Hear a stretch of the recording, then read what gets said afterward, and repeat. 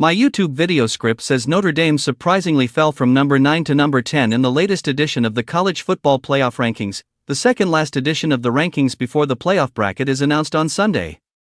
Despite handily defeating Stanford in their final game of the regular season, Notre Dame dropped a spot behind Alabama after the Crimson Tide's narrow win over Auburn. It's obviously disappointing, but more so because you're confused in terms of what we could have done differently and why we fell when you won 49-20, Freeman said of the rankings change.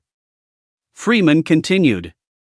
For me, it was just didn't see a great explanation for why we fell when we had the performance we did last Saturday. Disappointing that we fell because I don't necessarily agree with it. I think our guys did a good enough job versus Stanford to warrant not falling in the rankings. I don't know if Alabama did that much better than us to jump us. CFP Chair Hunter Yurachek explained why Alabama jumped Notre Dame after the rankings announcement.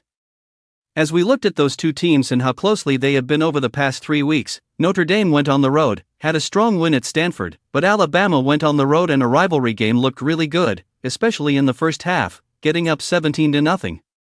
Ran the ball well. Auburn came back at them. They had a great gutsy call on 4th and 2, late in the fourth quarter to get a touchdown, and then got the turnover late in that game. And I think that was enough to change the minds of a couple of committee members to push Alabama up ahead of Notre Dame in this week's rankings. Yurachek's explanation was not convincing, and the switch could prove costly if BYU ends up defeating Texas Tech in the BG-12 championship game. In that scenario, the Cougars would make the playoff, and the Red Raiders likely wouldn't fall all the way out of the field, leaving Notre Dame with a good chance of being the last team out instead of Alabama.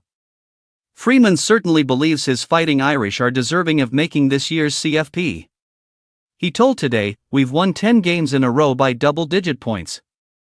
We're playing as consistent and well as we have all season. That's what you want as you look at who's going to make the playoffs. You want consistent and proven teams.